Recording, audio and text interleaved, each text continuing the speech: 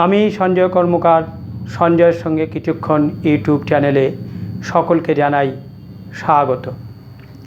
এখনকার প্রতিবেদন কত কেজি হিন্দু কত কেজি নাস্তিক, অর্থাৎ আলোচনার প্রতিপাদ্য বিষয় কত কেজি হিন্দু কত কেজি নাস্তিক, যা নিয়ে আলোচনা করব কিছুক্ষণ। নির্বাচন হয়ে গেছে, বিজেপি সরকার গড়েছে, মাননীয় শুভেন্দু অধিকারী মহাশয় মুখ্যমন্ত্রী হিসেবে নির্বাচিত হয়েছেন এবং তিনি তার কাজ শুরু করে দিয়েছেন। কিন্তু নির্বাচনের আগে নির্বাচনী প্রচারে বামফ্রন্টের শতরূপ ঘোষ তিনি নির্বাচনী প্রচারে গিয়ে বলেছিলেন যে এবারে বামফ্রন্ট সরকার গড়বে, বিজেপি সরকার গড়তে পারবে না, বিজেপির নাম নিশানা থাকবে না, বামফ্রন্টই সরকার গড়বে এবং সংখ্যাগরিষ্ঠ নিয়েই সরকার গড়বে। ঠিক আছে, এটা তো প্রচার করাই যেতে পারে বা করবেন, এ নিয়ে কোনো সন্দেহ নেই। নির্বাচনী প্রচারে তো গিয়ে কেউ বলে না যে আমরা হারব, আমরা সরকার গড়তে পারবো না, আমরা পর্যদুস্ত হব, পরাজিত হব, এ কথা কেউ কখনো বলে না। সবাই তাদের নিজেদের কথাই নির্বাচনী প্রচারে গিয়ে বলে যে আমরাই সরকার গড়ব, আমরাই ক্ষমতায় আসব, আমরাই নিরঙ্কুশ ক্ষমতা দখল করব।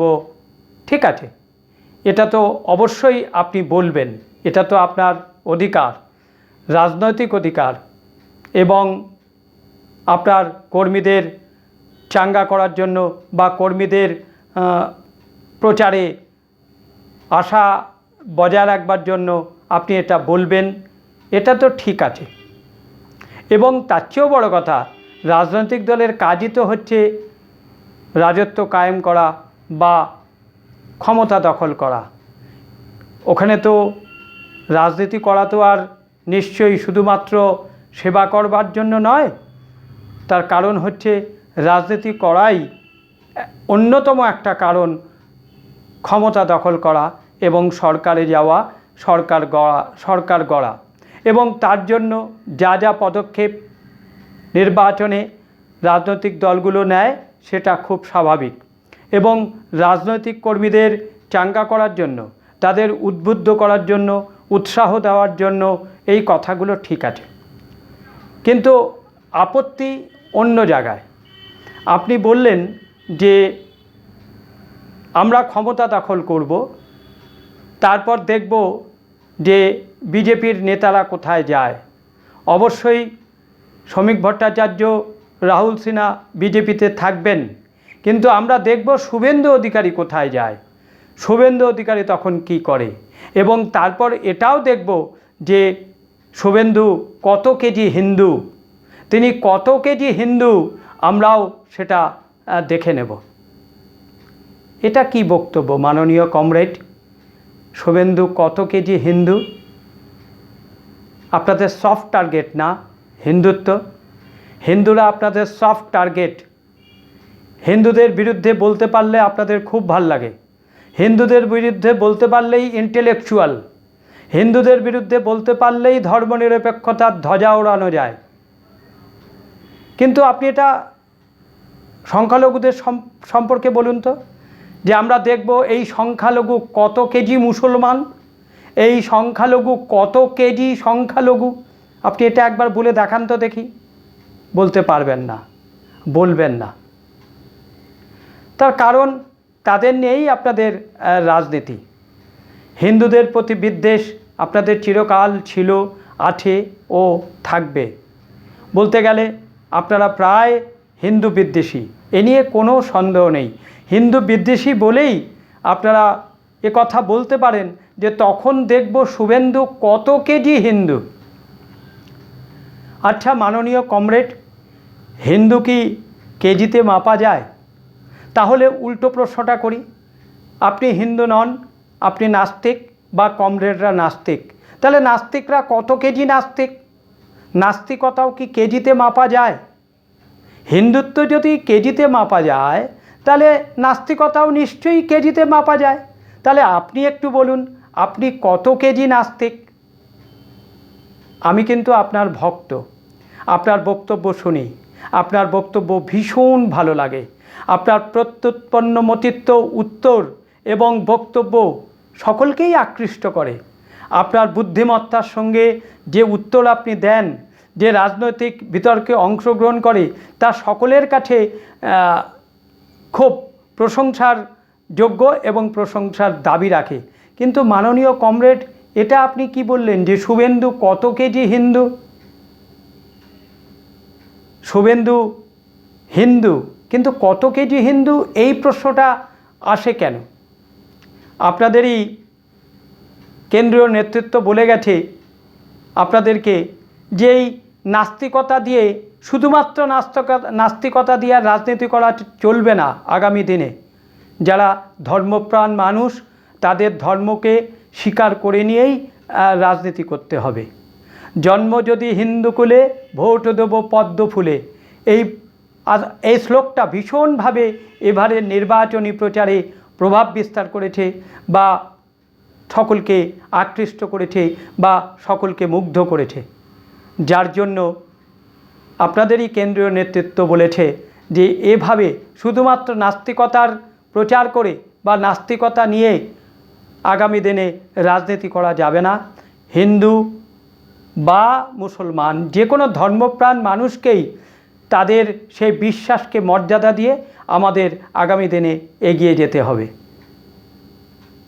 আপনি একবার একটা চ্যানেলে বিতর্ক সভায় বলেছিলেন, আমার বেশ ভালো লেগেছিল, মাননীয় কমরেড শতরূপ ঘোষ, যে আমি বিশ্বাস করি কংগ্রেস একটা আদর্শে বিশ্বাস করে, আমি বিশ্বাস করি বামপন্থী নেতারা একটা আদর্শে বিশ্বাস করে, আমি এও বিশ্বাস করি যে বিজেপির যারা নেতা আছে, কর্মী আছে, তারাও একটা আদর্শে বিশ্বাস করে, কিন্তু তৃণমূলের নেতারা কোনো আদর্শে বিশ্বাস করে টাকা ছাড়া, এটা বিশ্বাস করি না। আপনার এই কথাটাকে সম্পূর্ণভাবে বিশ্বাস করেছিলাম, ভালো লেগেছিল আপনার এই কথাটা, আপনার এই যুক্তিসঙ্গত কথাটা বা যুক্তিসঙ্গত বিতর্কটা। আপনি একটা চ্যানেলে বিতর্ক সভায় বা আলোচনা সভায় আপনি এই কথাটা বলেছিলেন। তাহলে শুভেন্দু অধিকারীরও তো একটা বিশ্বাস আছে, তিনি সেই বিশ্বাস, সেই আদর্শ বিশ্বাস করেই তো তিনি একটা রাজনীতি করেছেন, তার রাজনীতি চালিয়েছেন। নাকি আপনাদের শুভেন্দু অধিকারীর প্রতি একটা ভয়ঙ্কর ঈর্ষা, যে ঈর্ষা আপনারা গোপন করতে পারেন না? মাননীয় কমরেড শতরূপ ঘোষ মহাশয়, আপনাকে তাহলে একটু বলি, পেছন ফিরে যাই। ৭২-এ বুড়োরা অনেকেই জানে, ৭২ থেকে ৭৭-এর কংগ্রেসের সেই ভয়ঙ্কর সময় বাংলার বুকে সকলের আজও জানা। মায়েরা চিন্তা করত তার ছেলেরা ঘরে ফিরবে কিনা, গৃহবধূরা চিন্তা করত তার স্বামী ঘরে ফিরবে কিনা, বোন কিংবা দিদি চিন্তা করত তার ভাই কখন ঘরে ফিরবে। এই নিয়ে প্রত্যেকেই চিন্তিত ছিল। সে এক অবর্ণনীয় অবস্থা গেছে ৭২ থেকে ৭৭। মাননীয় কমরেড, আপনি নিশ্চয়ই জানেন কংগ্রেসের কর্মীরাই কাঁধে পতাকা নিয়ে বন্দে মাতারাম বলতে বলতে বুথের ভেতর গিয়ে সিপিএমকে ভোট দিয়েছে। যখন ভোটের বাক্স খোলা হলো, ব্যালট বক্স খোলা হলো, দেখা গেল কংগ্রেস উধাও, সিপিএম সংখ্যাগরিষ্ঠ নিয়ে জিতেছে। তখন কিন্তু এই বাঙালি হিন্দুরাই আপনাদের ভোট দিয়েছে। কত কেজি হিন্দু তা কিন্তু বিচার করার সময় ছিল না। কংগ্রেসকে তখন পরাজিত করাই ছিল বাঙালি হিন্দুদের কাছে একমাত্র উপায় ও পথ। যখন পরিবর্তন এলো, তখনও সিপিএমের যে পরাজয় হয়েছিল তাতে চুপচাপ ফুলে ছাপ, আপনার নিশ্চয়ই মনে থাকবে, চুপচাপ ফুলে ছাপ বলে মানুষ তৃণমূলকে ভোট দিয়েছে, তৃণমূলকে জয়যুক্ত করেছে এবং বামপন্থীদের হারিয়েছে এই বাঙালি হিন্দুরাই। আপনি ভুলে যাচ্ছেন কেন? এই বাঙালি হিন্দুরাই আপনাদের 34 বছরে বসিয়ে রেখেছিল এবং এই বাঙালি হিন্দুদের ভোট নিয়েই আপনারা 34 বছর রাজত্ব কায়েম করেছেন। আজ বলছেন শুভেন্দু কত কেজি হিন্দু। হিন্দু একটা ধর্ম নয়, হিন্দু একটা বিশ্বাস, হিন্দু একটা সভ্যতা, হিন্দু একটা জাতির বিচার। আমাদের কোনো ধর্মপ্রবর্তক সেভাবে নেই।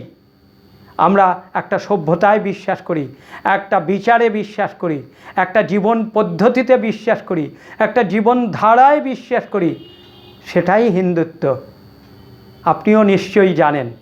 আপনাদের বামপন্থী নেতা সুভাষ চক্রবর্তী, তিনি এক মন্দিরে পুজো দিতে গিয়ে তিনি কত বিতর্কের মুখে পড়েছিলেন। তিনি সারা জীবন রাজনীতি করার পরও আপনাদের রাজ্য সম্পাদক মণ্ডলীর তালিকায় স্থান হয়নি। এটা ঠিক আছে, এটা তো জানি, কিন্তু এভাবে বলাটা ঠিক নয়। মাননীয় কমরেড, আপনি অনেক বড় মাপের নেতা হবেন, দীর্ঘদিন রাজনীতি করবেন, আগামী দিনে অনেক দিন রাজনীতি করবেন, ভবিষ্যৎ পড়ে রয়েছে। কিন্তু এভাবে হিন্দুদের কত কেজি হিন্দু বলে অপমান না করলেই খুশি হব এবং আমাদেরও ভালো লাগবে। তার কারণ দিনের শেষে আপনার পিতৃপুরুষও তো নিশ্চয়ই হিন্দু। আপনারা একটা বাদে বিশ্বাস করেন, সাম্যবাদে বিশ্বাস করেন, নাস্তিকতায় বিশ্বাস করেন। নাস্তিকতাও একটা বিশ্বাস, তার কারণ তারা কারো কাছে আত্মসমর্পণ করে না, আত্মনিবেদন করে না, তারা আত্মনির্ভরশীল। যারা নাস্তিক তারা নিজেদের কর্মকাণ্ডেই বিশ্বাস করে, নিজেদের কাজেই বিশ্বাস করে। তাদের এই আত্মবিশ্বাস অবশ্যই প্রশংসার যোগ্য। কিন্তু আমরা যারা হিন্দু সব সময় বলি নিজ ধর্মে আস্থাশীল আর পরধর্মে শ্রদ্ধাশীল, এটা কিন্তু আমরা মানি। আর পরিশেষে বলবো, নিজ ধর্মে নিধনাং শ্রেয়, পরধর্ম ভয়াবহ। নিজ ধর্মে নিধনাং শ্রেয়, পরধর্ম ভয়াবহ। নিজের ধর্মে যা হয় তাই আমরা বয়ে নিয়ে চলব আগামী দিনে। এই আমাদের চলার পথের পাথেয়। কমরেড, আপনাকে শ্রদ্ধা করি। মাননীয় কমরেড শতরূপ ঘোষ, আপনাকে শ্রদ্ধা করি, আপনাকে ভালোবাসি। আবার বলছি, আপনার প্রত্যুৎপন্ন মতিত্ব বক্তব্যের জন্য, উত্তরের জন্য আমার ভীষণ ভালো লাগে। নিশ্চয়ই অনেক বাঙালি আপনার বক্তব্য শোনে, তারাও আপনার বক্তব্য শুনে আকৃষ্ট হয় এবং আনন্দ পায়। কিন্তু এই বক্তব্যটা শুনে খুব দুঃখ পেয়েছিলাম, কষ্ট পেয়েছিলাম। তাই ইউটিউব চ্যানেলে এই আলোচনাটা করলাম যে কত কেজি হিন্দু, কত কেজি নাস্তিক। আপনি যদি শুভেন্দুকে প্রশ্ন করেন শুভেন্দু কত কেজি হিন্দু, তাহলে আমরা প্রশ্ন করব আপনি কত কেজি নাস্তিক। এখনকার প্রতিবেদন এখানেই শেষ করলাম। সবাই ভালো থাকবেন, আনন্দে থাকবেন, নিরানন্দে থাকবেন। নিরানন্দে না, আনন্দে থাকবেন। ক্ষমা করবেন, আনন্দে থাকবেন, ভালো থাকবেন, নিরাপদে থাকবেন। আমি বলতে গেছিলাম নিরাপদে থাকবেন। নিরাপদে থাকবেন। আমার চ্যানেলটিকে লাইক করবেন, সাবস্ক্রাইব করবেন এবং আপনাদের গুরুত্বপূর্ণ মতামত প্রদান করবেন। শেষবেলায় একটা ভুল বলে ফেলার জন্য আমি ক্ষমা প্রার্থী। আমি বলতে গিয়েছিলাম নিরাপদে থাকবেন, মুখ ফসকে বেরিয়ে গেল নিরানন্দে। আপনারা সদা সর্বদা সবাই আনন্দে থাকবেন। ঠাকুর বলতেন আনন্দে থাকিস, আনন্দে থাকিস। সেই কথাটাই আমি বারবার বলি, সবাই আনন্দে থাকবেন। এখনকার মতো প্রতিবেদন এখানেই শেষ করলাম। নমস্কার।